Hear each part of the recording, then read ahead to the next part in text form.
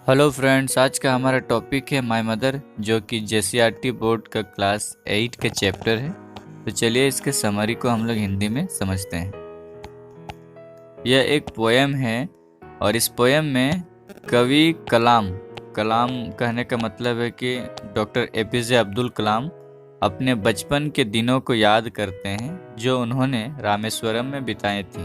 चूँकि उनका घर रामेश्वरम के मस्जिद गली में था। वहाँ की समुद्री लहरें, सुनहरे बालू, तीर्थयात्रियों का विश्वास, रामेश्वरम की मस्जिद की गली और वे सब एक आकार में जुड़ जाते हैं। और वह है कवि की माँ की आवृत्ति, उसकी प्यारी माँ। वह अपनी माँ के बारे में यहाँ पर बता रहे हैं कि उनकी माँ का स्वभाव किस तरीके से था। कवि माँ को ईश्वर का वरदान मानता है। उसे अपने बचपन के बिताए कष्ट भरे दिन अच्छी तरह याद है। उसके वे कष्ट भरे दिन अच्छी तरह से वह उसे याद है, क्योंकि वह भूल नहीं सकता, क्योंकि जीवन में ये सारे पलों को हमें भूलना नहीं चाहिए। इस तरीके से कवि कह रहे हैं। तब वह मीलों दूर चलकर मंदिर के निकट पहुंचकर पूज्य शिक्षक से शिक्षा लेने आते थे। ओके। कवि अपने बचपन के दिनों को याद करता हुआ प्रस्तुत कविता में आगे कहता है, फिर मीलों का सफ़र तय कर अरबी पाठशाला पहुंचता था मैं। इस क्रम में उसे बालुओं के पहाड़ पर चढ़कर रेलवे स्टेशन रोड जाना पड़ता था।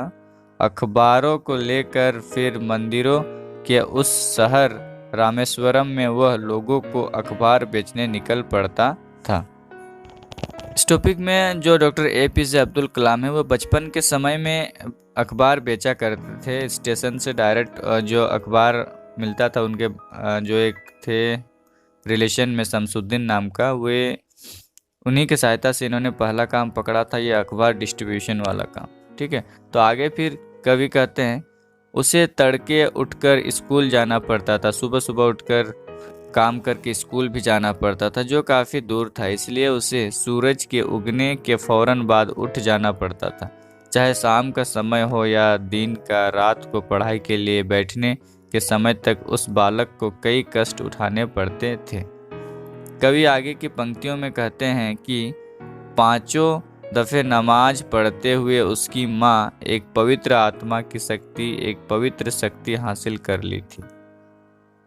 कवि आगे कहते हैं कि उसकी माँ को धार्मिक शक्ति, उसकी ईश्वरीय भक्ति, अल्लाह पर विश्वास ही उसके अंदर एक पवित्र शक्ति भर दिया करता था, जिससे कि वह अपनी कठोर जिंदगी के कष्टों को सहने की हिम्मत पाती थी। उनकी माँ। कवि यह भी याद करता है कि उसकी माँ अल्लाह के वजूद पर यकीन रखते वे अपना नियत को यथासंभव वो नेक रखती है तथा हर मजबूर व्यक्ति को अपनी शक्ति से मदद किया करती थी, हेल्प किया करती थी। उसकी माँ हेल्पफुल थी। कवि तब की बात याद करता है जब वह 10 साल के थे, जब अन्य भाई बहन ईर्ष्या कर रहे थे कि उसकी माँ बस उसे ही गोद में लिए थी। उस चांदनी रात में जब कवि को पूरी दुनिया में बस अपनी माँ ही नजर आ रही थी। चूंकि छोटे थे इसलिए माँ से इनका ज़्यादा प्रेम था, लगाव था। कवि आगे के पल याद करते हुए इन पंक्तियों में लिखते हैं कि जब आधी रात को मेरे आंसू निकल मेरे घुटनों पर पड़े तो मेरे उस दर्द पीड़ा को सिर्फ मेरी माँ ही महसूस कर सकती थी, और माँ के दुलार भरे हाथों के स्पर्श ने प्यार के उस दर्द को दूर भगा दिया।